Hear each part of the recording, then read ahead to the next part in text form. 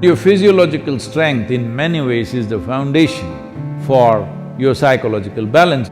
I think food and toilet both must be far away. Then you will keep your physiology in a conscious condition. Just because I'm laughing and joking about this, don't think there is no problem. There is substantial problem.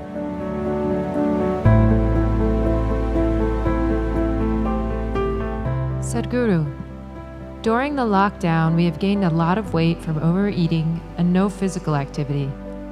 Can you offer us some simple weight loss tips, please? I was in Chennai a few years ago and I was talking to some of the business community in Chennai.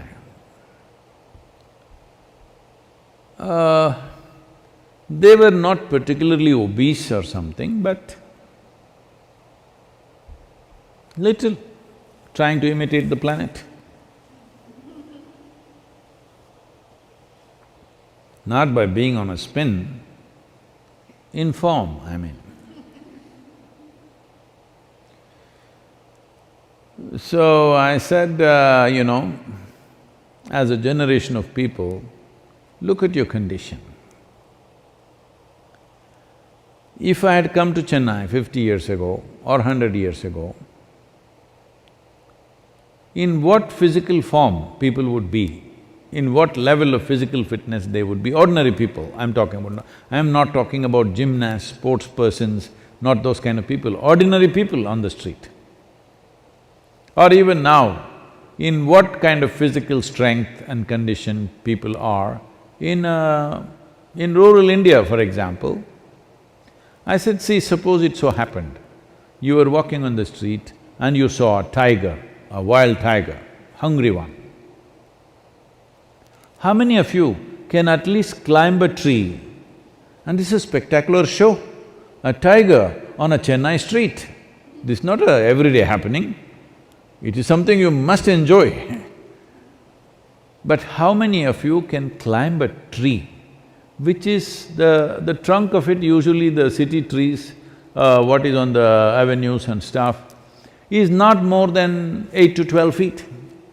How many of you can climb this 8 to 12 feet and sit on a branch and enjoy the wildlife view?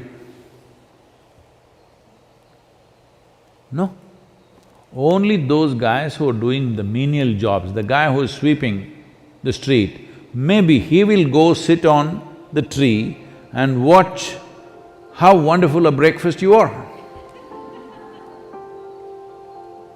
Why have we become like this? It's not that tiger is… where is the tiger going to come? That's not the point. Why are you in this condition that you cannot do anything physically anymore? All you can go to office and come back.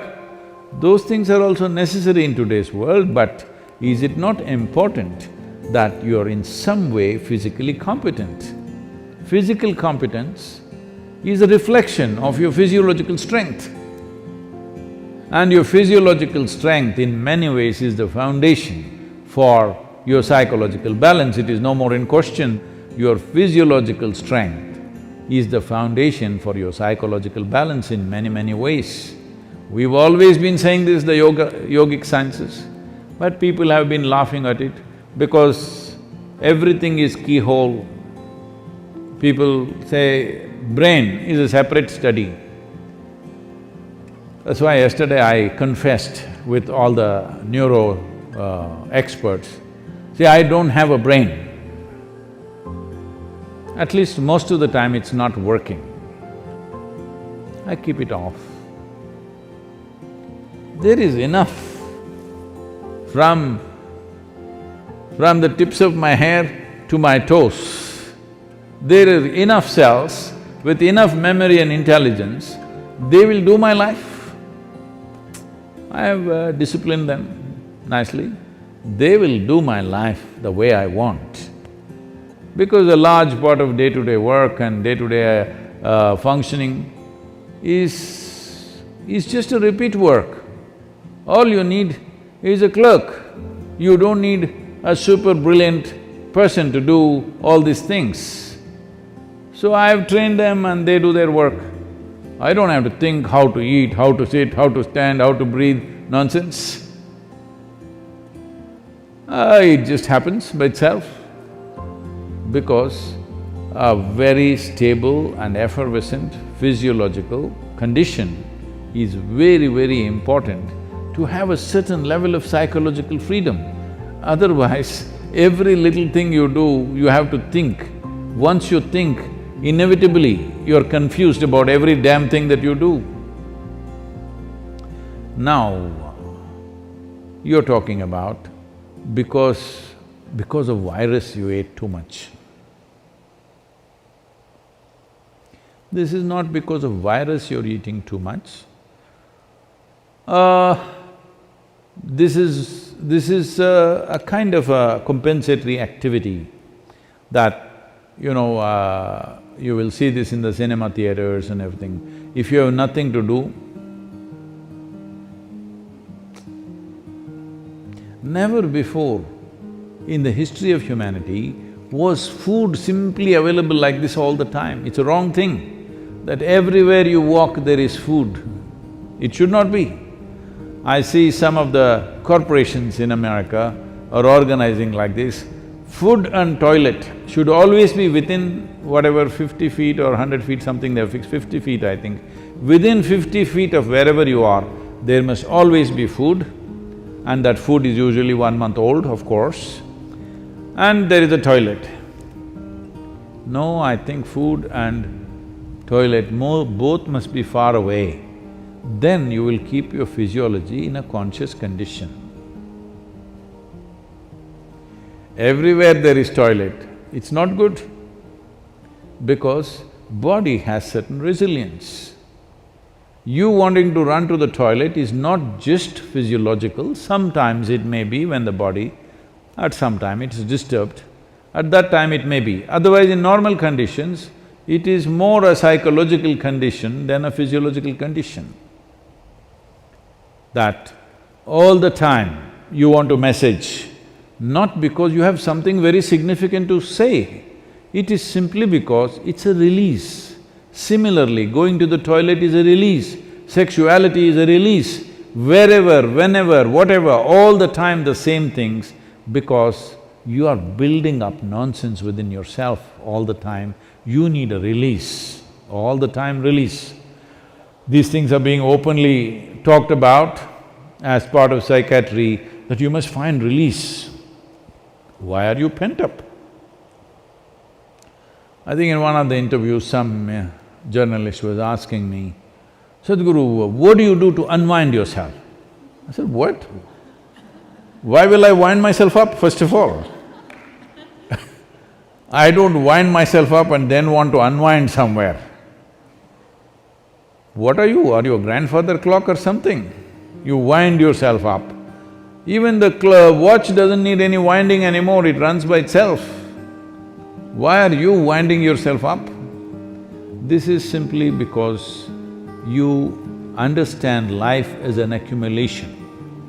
Yes, body is an accumulation, mind is an accumulation, but life is not an accumulation, it's a phenomena that's happening. If you have not tasted that phenomena, you know only accumulations, you always think the safety is in accumulation, whether it's wealth, money, this, that, and body. But at least your money you can keep it in the bank, though it may be heavy in your mind. But if you accumulate too much body, you have to carry it around every moment of your life. And in the world today,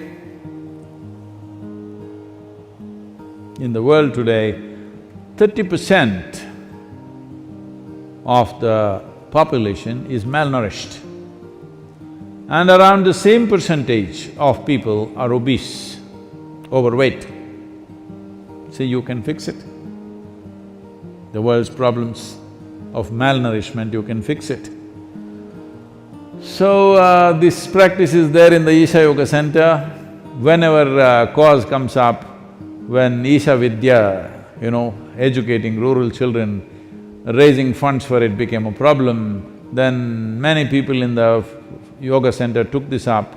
on Wednesday evenings I won't have dinner and let that money go to the children. I think you must find 7 causes like this. I can give you 7. Monday for Rally for Rivers, Tuesday for Kaveri Calling, Wednesday for Isha Vidya, Thursday is called Guruvar, this is for your Sadguru.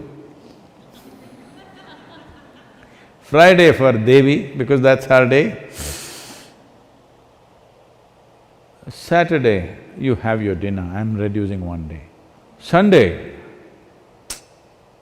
for Janalinga. Like this, you find 7 or at least 6 causes where 6 dinners you give away. Morning you eat, all right? 10 o'clock in the morning you eat well, and again eat 10 o'clock tomorrow morning. And also, because you need to keep social distancing, drive out of the town and walk back. Get into your bus, buy a ticket for 10 kilometers away and just walk back. Best you go without your phone and your wallet, so that you have to walk back. Do something, come on. Already there is one problem, you want to multiply your problems, huh? You want to increase the size of your problem? Don't do that. There's enough problem already. I'm telling you there's substantial problem. Just because I'm laughing and joking about this, don't think there is no problem. There is substantial problem. Don't fool yourself, because if your body and your mind is in a certain condition, you can easily fool yourself. This happened. Shankaran Pillai was running a garment shop here in United States. And a lady came to buy some kind of a pullover. So, he promised her it is 100% wool. She took it, went home.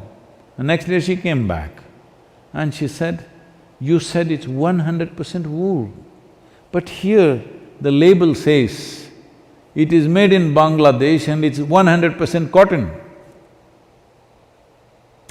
He said, "Ma'am, don't you be fooled by this. The label is only to fool the moths."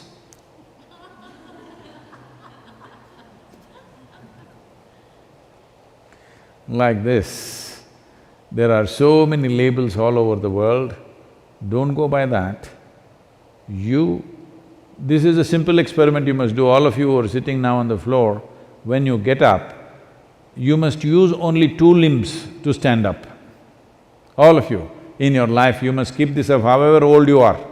This is a simple test for you. You sit down cross-legged and when you want to stand up, you use only 2 limbs. That means you don't do 4-wheel drive. Just get up with your legs. This much fitness at least you must manage. If you can't climb a tree, there are not enough tigers to, for them to roam in your city. If you can't climb a tree, it's okay, but at least you must be able to stand up. This much fitness you must maintain. Please do that for yourself.